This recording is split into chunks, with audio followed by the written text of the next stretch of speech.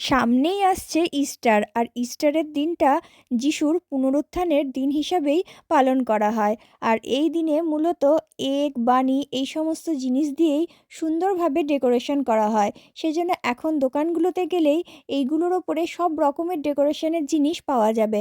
আবার দোকানগুলোতে এত সুন্দর সুন্দর এগের উপরে চকলেট পাওয়া যায়, প্রত্যেকটা জিনিস দেখলেই মনে হয় কিনে নিই। কি কিউট দেখো সমস্ত জিনিসগুলো। আর ইস্টারের সময় এইরকম ডিম দিয়ে সাজানোর কারণ, ডিম হচ্ছে নতুন জীবনের প্রতীক।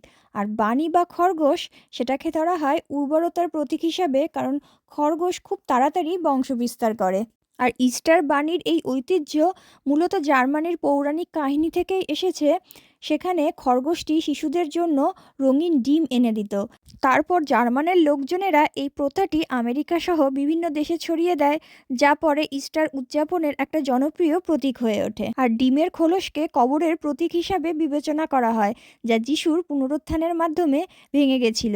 ইস্টারের আগে মধ্যযুগে নাকি ডিম খাওয়া নিষিদ্ধ ছিল, তাই ইস্টারের সময় ডিম খাওয়া বা ডিম বিনিময় করা এটা একটা বড় উৎসব হয়ে ওঠে। আর এই ইস্টার কিন্তু প্রত্যেক বছর ডেট পরিবর্তন করে, কারণ বসন্ত পূর্ণিমার পরের ঠিক রবিবারে এই ইস্টারটা পালন করা হয়। আর এই বছর ইস্টার এপ্রিলের 20 তারিখে রবিবারে পড়েছে।